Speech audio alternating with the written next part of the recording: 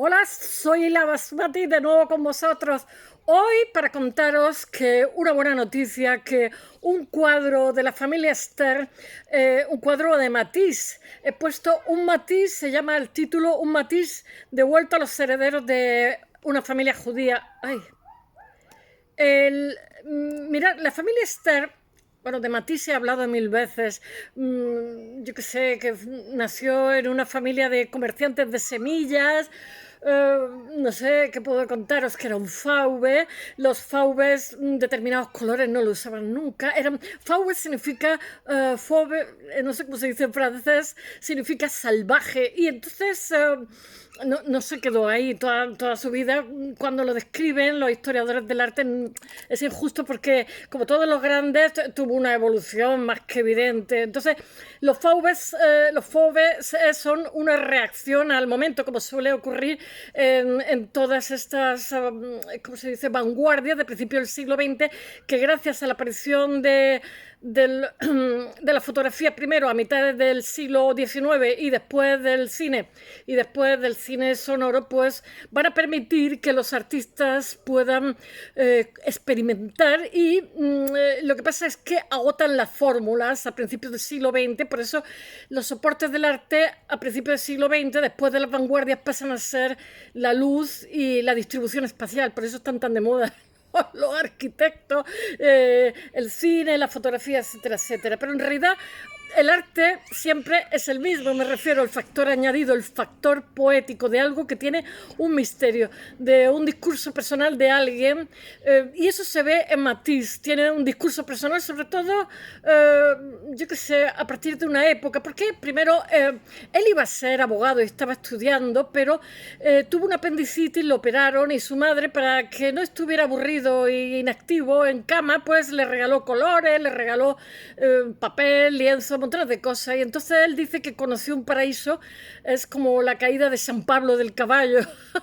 Pues a partir de ahí le dijo a su padre que no quería ser abogado. El padre tuvo un grandísimo disgusto porque era una familia, ¿cómo diría yo?, de clase media alta, que le iban las cosas bien económicamente, y el padre lo que quería es que hiciera una carrera para que fuera un gestor de lo que era la empresa familiar, o sea, un gestor, digamos, con cualificación. Y él dijo que ole a Dios. La familia lo admitió a regañadientes, pero también le añadió, hoy le ayudó. Y entonces, pues, él estuvo yendo a una academia muy famosa con la cual se encontró a montones de compañeros de lo que van a ser luego fauves, artistas de la época, que es la Academia Julian, que es famosísima, porque yo creo que ahí fueron casi todos. Sin contar que París en ese momento era una fiesta, como decía Hemingway. París en ese momento era el centro del arte a nivel mundial, y gente de todos los países del mundo, incluida España, nuestro Picasso, nuestro Juan Gris, Miró, etcétera, etcétera. Todo lo mejor de cada casa, artísticamente hablando, estaba en París. Entonces, claro, había un caldo de cultivo del que los jóvenes no podían escapar, quitando que el tránsito del siglo XIX al XX, con la introducción de la modernidad, en lo cual había muchísima fe de futuro, porque de alguna forma Europa en ese momento era el canon occidental, por decirlo de alguna forma, que se quebró con las dos guerras mundiales. Pero bueno, estamos en el tránsito. Este hombre va a morir con 89 años con un cáncer de colon que lo debilitó muchísimo, y ya se quedó en silla de ruedas. Estuvo trabajando, pero se dedicaba a hacer, ¿cómo se dice?, montaje gráfico en los años 50, a hacer fotomontajes, ¿no? Estaba ya muy malito, muy débil. Pero lo que estoy contando de principios de siglo es que, debido a la revolución científica, había estado, ay, ¿cómo se llama?, el pensamiento este finales del siglo XIX, el positivismo, ¿no? Había habido todo un cambio, todo un avance muy grande.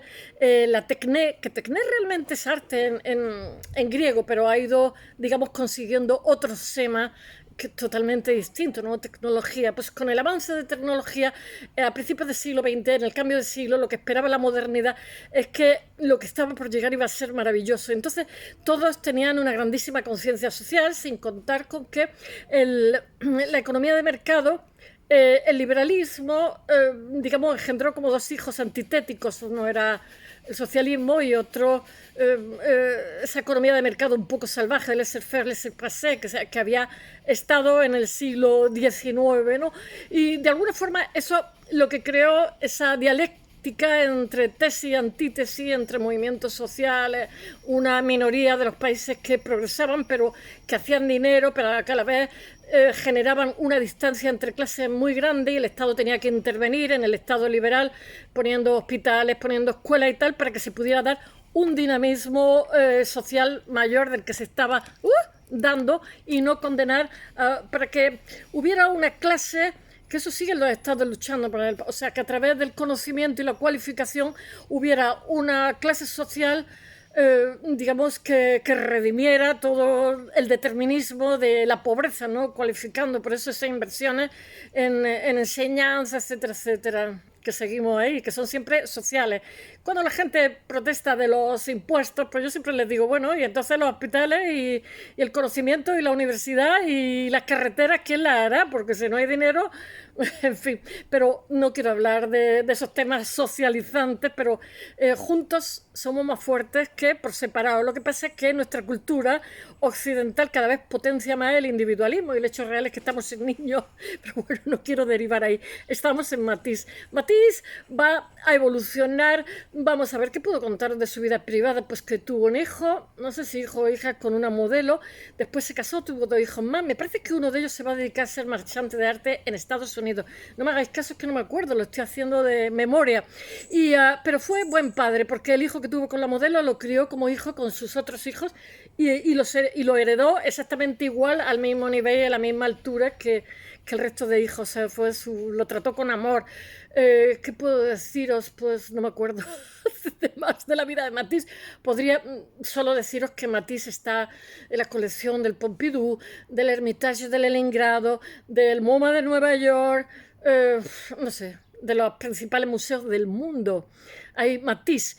Y en el caso de hoy, vamos a hablar de la familia Ster. Yo os he hablado muchas veces de la familia Ster, lo que pasa es que no tenéis por qué haber visto ese canal, pero cuando hablé, ¿cómo se llama?, del secesionismo vienés, cuando hablé de, no me acuerdo cómo se llama este artista, bueno, pues él pinta a la familia Stern, que eran una familia de judía berlinesa. Los berlineses siempre se han caracterizado porque culturalmente pues son, no sé, van por delante, como pasa a los neoyorquinos en Estados Unidos, etcétera, San Francisco.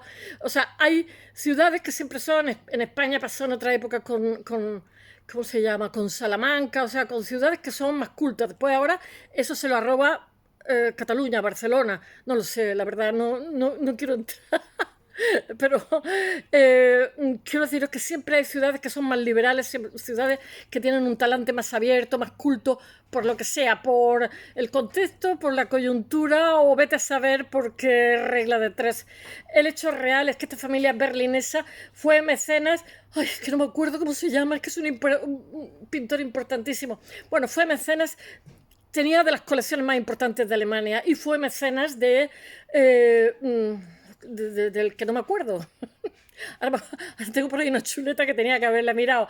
Y bueno, la familia, los nietos, este señor murió en un campo de concentración, lo humillaron hasta extenuar. Su mujer consiguió escapar, los separaron y se escapó a UK, a Reino Unido, y allí vivió. Los nietos siguen siendo muy ricos. Tenía una empresa de textil en Alemania, era una persona muy considerada porque además tenía una colección de arte fantástica, siempre le gustó mucho, apostó por los que empezaban, que no es fácil, no os creáis, porque normalmente la gente de dinero que quiere tener una colección suele apostar por valores consolidados porque es una inversión que se hace de dinero y entonces pues siempre intentan, digamos, rentabilizar la inversión, pero los buenos coleccionistas saben que conocen a artistas que están en ciernes y para evitar que esos artistas pues se conviertan en lecheros, cajeros, yo qué sé, apuestan por ellos, les dan como un sueldecillo, les pagan materiales o les ayudan a vivir y consiguen que se dediquen al arte. Y no me acuerdo, porque todos los días no me sé todo de memoria. Solo deciros que os voy a contar una cosa. Bueno, pues esta familia, estos nietos, han conseguido, que son ricos, que un cuadro que me parece que ha estado 40 y tantos, no sé, muchísimo tiempo en Ámsterdam, expuesto en uno de los mejores museos, pues les se ha devuelto a la familia.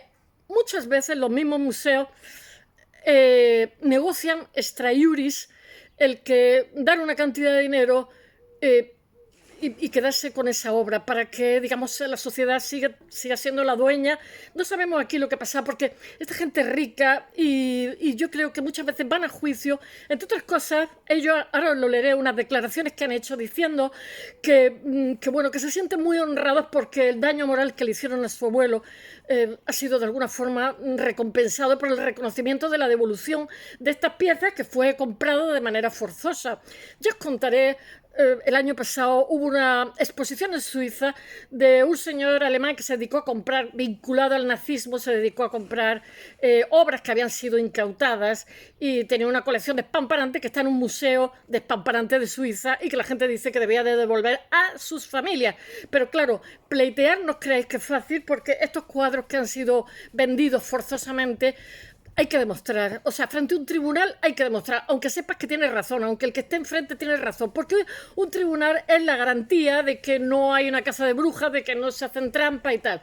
Y muchas veces es carísimo y no sabes exactamente si vas a ganar o no vas a ganar, porque normalmente los museos suelen tener abogados de primera fila y no están por soltar piezas que valen barbaridades. Y ya no es que valgan económicamente barbaridades, sino que son únicas.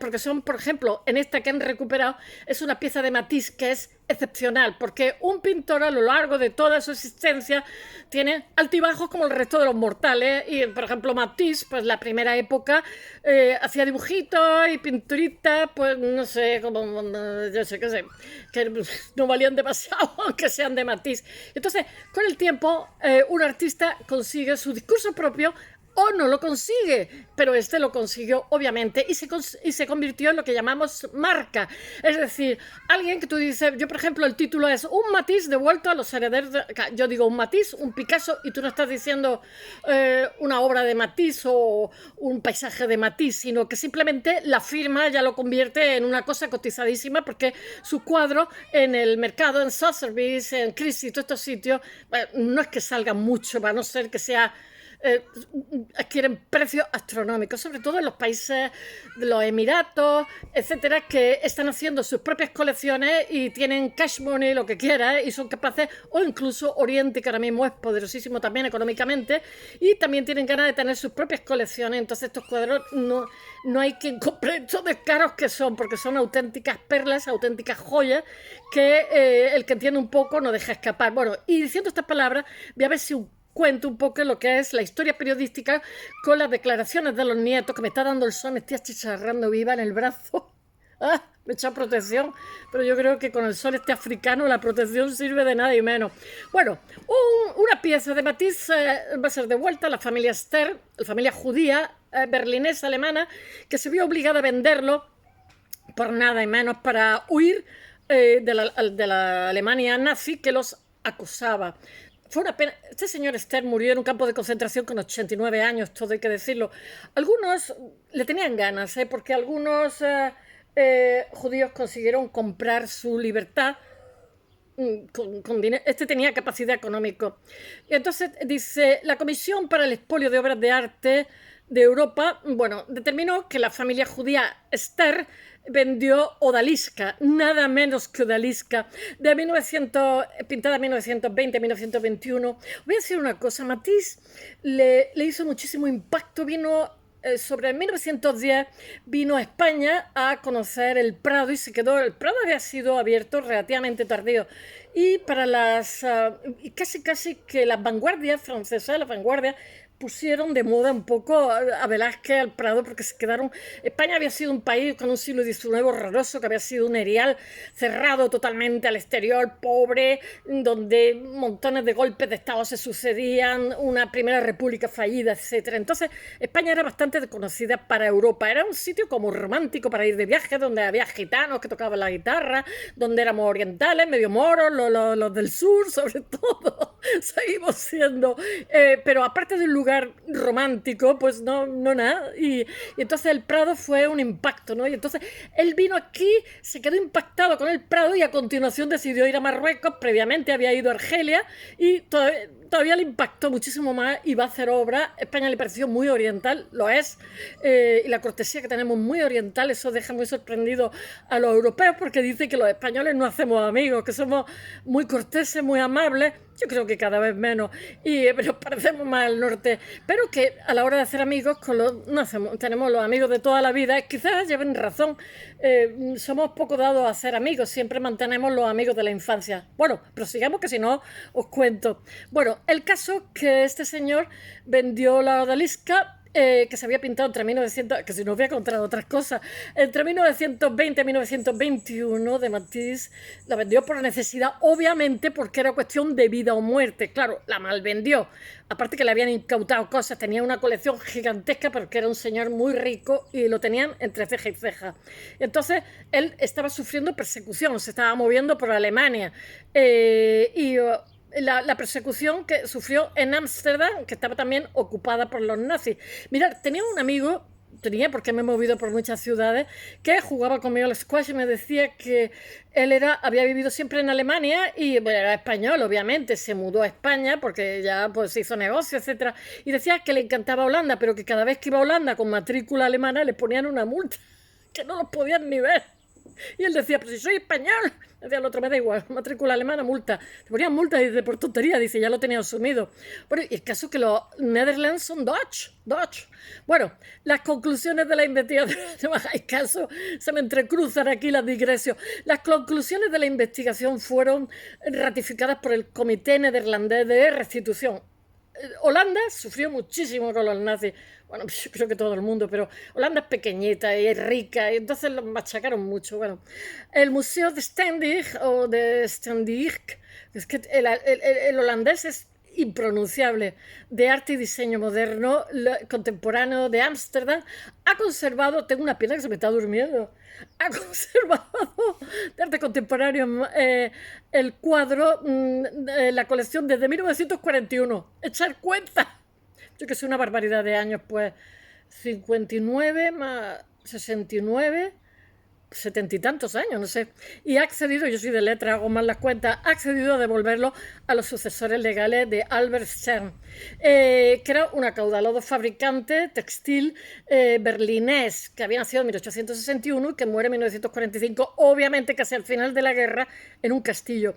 Él cofundó Textilhaus, tengo que leerlo porque tiene un nombre, Textilhaus Graham Stern en 1888, era un hombre muy emprendedor y supervisó su crecimiento hasta convertirse en una pierna dormida, en uno de los mayores fabricantes alemanes de ropa femenina.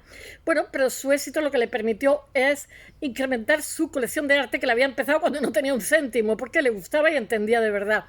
Marie, la esposa de Stern y artista de formación, lo que pasa es que él le ayudó muchísimo, fue impulsora de la creación. Esta familia Stern la pintaron hasta extenuar. Fue pintora de la creación de la gran colección de arte de la familia, que incluía obras. Edvard Munch, que no me salía antes la palabra. Él fue mecenas de Edvard Munch. Y de hecho ¿cómo se dice? Subastado obra de la familia Stern de Edvard Munch. Lovis Corinth y Vincent van Gogh. Él fue un maravilloso, los nazis no lo podían ni ver. Los Stern fueron blancos del régimen nazi, fueron totalmente despojados sistemáticamente de todos sus negocios, de todos sus bienes, de todas sus posesiones, que eran muchas. Así todo debía tener cosas fuera porque los nietos siguen siendo ricos. La empresa manufacturera y casa familiar fueron vendidas y los beneficios fueron a parar al Estado alemán nazi en ese momento. Entre 1936 y 1937 la familia emigró a Holanda, que estaba ocupada también por los nazis. ¿Desde dónde? Ay, estoy torcida, ¿eh?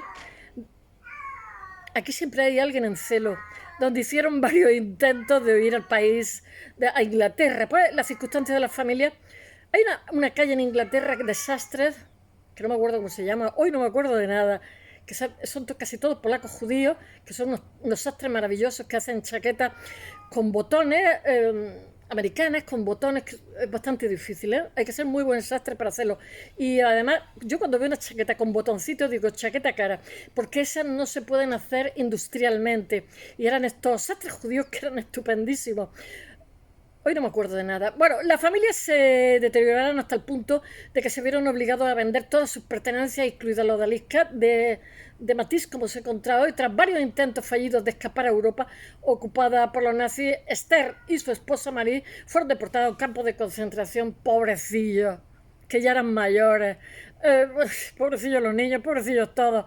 En Alemania, Marie salvó la vida, sobrevivió y emigró a Reino Unido, pero después de la guerra, pero Albert murió trágicamente, como se muere en un campo de concentración con esas duchas tan horrorosas, casi a punto de terminar la guerra en el campo de internamiento del castillo de Laufen. Porque claro, la gente se queda mucho con, ¿cómo se llama? Con los campos de concentración, ese de Mauthausen, no sé cómo se llama, pero habían muchísimo, había en Polonia, había una barbaridad, no os creáis. Mataron millones de personas. Lo que pasa es que se ha trivializado diciendo, bueno, no fueron tantas, es que los judíos no, mataron muchas, mataron en mi tierra, de mi ciudad, mataron 300.000 personas, porque a los españoles les parecíamos semitas. Y llevaban algo de razón. Entonces, si eras español, pues te ibas al campo de concentración y a la ducha.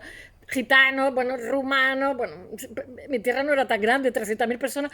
De hecho, hay una especie de templete en honor a esta gente que de vez en cuando sufre pintadas nazis recurrentemente, diciendo, estáis bien muertos, qué bien, qué pena que no hubieran sido más. Una cosa muy triste. Ellos estaban, la mayoría de estos españoles huyendo, eran republicanos, huyeron hacia Francia en la Segunda Guerra Mundial y se alistaron a la resistencia francesa, pero hubo otros que no estaban en la resistencia y simplemente por ser español los mandaron a los morenitos, los mandaron a los campos de concentración y 300.000 personas son muchos. Bueno, 300.000 personas documentadas, tantos que no estarían documentados, que seguramente sería más. O sea, que si de una ciudadcita pequeña, una provincia como la mía, que es una esquina perdida del universo, había 300.000 personas, pues no os quiero contar entre berlineses, holandeses, yo qué sé. Bueno, este hombre muere en el castillo de Laufen, en Baviera, el 18 de enero. La mato, ¿eh? De 1945. Tenía 83 años. Los herederos de Albert Esther lo que han hecho es rendir homenaje a sus nietos, sus nietillos, a sus parientes en respuesta a la decisión del Comité Neerlandés de Restitución. Dice, la devolución del Matisse es un momento conmovedor, han dicho los nietos, qué bonito y sobrecogedor, sobre todo por la reparación moral, dice, para todos nosotros, está hablando de todos los nietos, dice, nuestros abuelos amaban el arte, la música y el teatro, eran el centro de sus vidas. En los pocos años que tuvimos a nuestra abuela cerca, después de la guerra, nos transmitió ese amor que ha enriquecido nuestras vidas desde entonces. La decisión ha hecho justicia simbólica a nuestro abuelo. Y después está el director del Stedelijk Museum de Ámsterdam, que dijo, hemos tenido preguntas sobre la procedencia de esta obra desde nuestra investigación sobre el arte de la colección y alrededor del periodo de guerra publicado en 2013. Todavía sigue, hay muchísimo por restituir, porque no creéis que todos los herederos tienen medios para paletear, que es caro. La cuestión también se puso de relieve en la exposición del Museo Stedelijk de la Segunda Guerra Mundial, 2015. Dice, es un paso adelante que junto con los herederos representados por la Comisión para el Arte Saqueado en Europa, hayamos podido presentar conjuntamente este caso al comité. Han ayudado, son educados. Esta obra de arte representa una historia muy triste para nosotros y está relacionado con el indecible sufrimiento infligido a estas familias. La sentencia del Comité de Restitución hace justicia a esta historia y naturalmente seguimos su consejo vinculante. Bueno, Turia Meliani, que es una concejal de cultura del Ayuntamiento de Ámsterdam, que dicen ellos Ámsterdam, declaró de la odalisca, el sufrimiento infligido a los civiles judíos durante la Segunda Guerra Mundial no tiene precedente y es irreversible. A los ciudadanos judíos se les arrebataron sus bienes, sus derechos, su dignidad y en muchos casos su vida. En la medida que algo pueda repararse de gran injusticia cometida contra ellos, nosotros como sociedad, y lo dicen de verdad, los holandeses, tenemos la obligación moral de actuar en consecuencia. La devolución de piezas de arte como el cuadro de la odalisca puede significar mucho para las víctimas y es de gran importancia para el reconocimiento de la injusticia cometida contra ellas. Como ciudad tenemos un papel y una responsabilidad en esto. Bien por ella. Bueno, espero que os haya gustado y hasta mañana.